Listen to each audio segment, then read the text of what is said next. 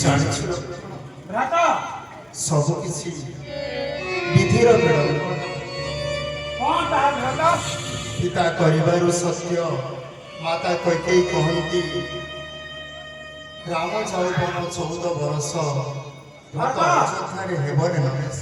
ନା ନା ଏ କଣ କହୁଛ ଭ୍ରାତା?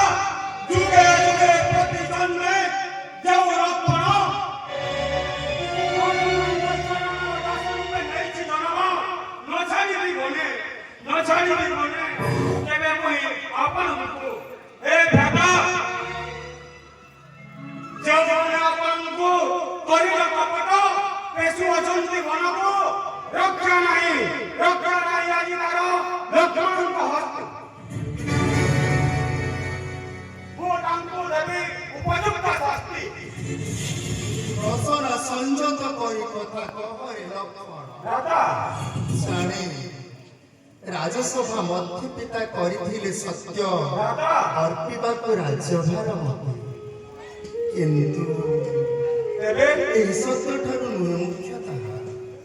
ଏଣୁ ତ କ୍ରୋଧ ଶାନ୍ତ କରି ବନେଯିବା ପାଇଁ ମୋତେ ଦେଇଥିଲେ। ନା ଭ୍ରାତା ଏ କଣ କହୁଛନ୍ତି ଆପଣ?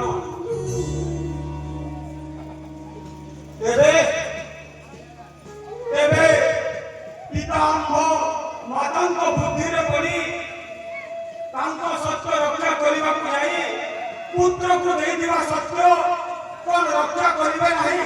ପୁତ୍ର ଧାରେ କଣ ପିତା ହେବେ ମିଥ୍ୟାବାଦୀ?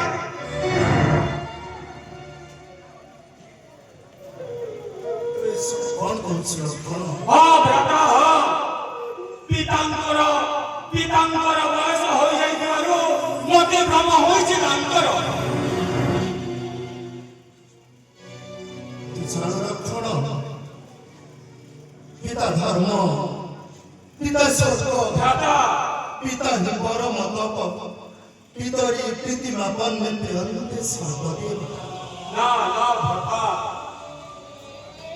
পিতা হই সামান্য কথারে ভুল কলে বলি ভ্রাতা ତେବେ ମୁଁ ମଧ୍ୟ ଆପଣଙ୍କ ସହିତ ଯିବି ବନବାସ।